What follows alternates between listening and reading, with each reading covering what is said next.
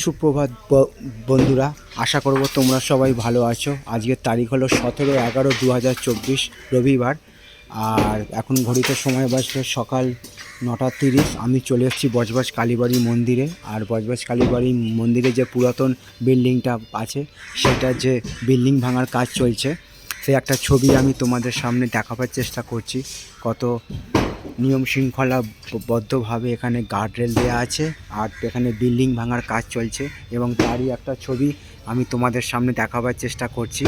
আর আমার সামনেই আছে একজন পুরোহিত মশাই, যেখানে যিনি মাকে এবং 12 পুরোহিত মশাই আছেন, যারা মাকে যত্ন সহকারে পুজো করেন। যেখানে সব পুরোহিত মশাই, আর এখানে একটা নতুন বিল্ডিং করা হয়েছে, যেখানে সব গেস্ট রুম অতিথিরা থাকবে, আর পুরোহিতরা যেখানে যারা মাকে পুজো করেন তাদেরও থাকার এখানে ব্যবস্থা করা হয়েছে। এটা নবনির্মিত নতুন বিল্ডিং, আর পুরাতন বিল্ডিংয়ের ভাঙার কাজ চলছে, এবং তারই একটা ছবি আমি তোমাদের সামনে দেখাবার চেষ্টা করছি।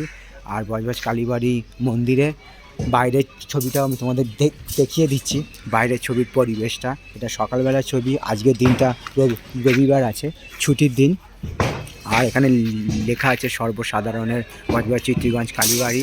দেখে নাও, এখানে বিল্ডিং ভাঙার কাজ চলছে, আর এখানে গার্ডরেল দেওয়া আছে যাতে না কেউ এর ভেতরে প্রবেশ করতে পারে, এবং বিল্ডিং ভাঙার কাজ চলছে, এবং তারই একটা ছবি আমি তোমাদের সামনে বজবজ কালীবাড়ি মন্দিরে দেখাবার চেষ্টা করলাম। আর এখানে যে চত্বরের রাসমেলা হয়, সেই আমি চত্বরের ছবিটা তোমাদের সামনে দেখিয়ে দিচ্ছি।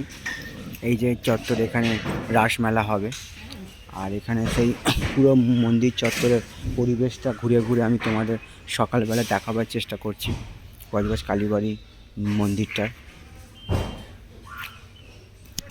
আর মায়ের ছবিটা আমি দূর থেকে তোমাদের দেখিয়ে দিয়েছি। আমি মানে জুতো পরে আছি বলে ওপরে পড়বো না, সেই জন্য আমি মায়ের ছবিটা দূর থেকে তোমাদের সামনে দেখাবার চেষ্টা করছি। সবার জন্য শুভকামনা রইল আমার পক্ষ থেকে, আর সবার জন্য সুস্বাস্থ্য কামনা করলাম ভগবানের কাছে।